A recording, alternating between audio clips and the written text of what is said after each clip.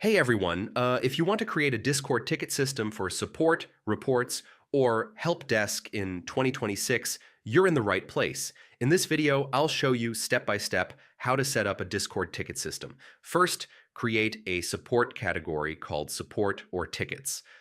This is where all ticket channels will be organized. Next, add a ticket bot like Ticket Tool or similar bots.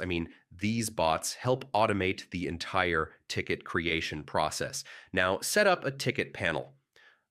This is where users can click a button to open a private support ticket. After that, configure ticket settings like category and naming system. Each ticket should be organized properly inside the server. Next, set permissions carefully. Only the user and support staff should have access to each ticket. You can also add auto responses. Bots can send welcome messages or instructions when a ticket is created. Finally, test your system by opening a ticket.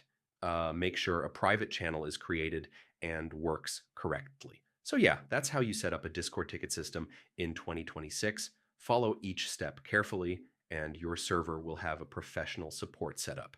And if this helped, don't forget to check out more Discord tutorials for fast and easy guides.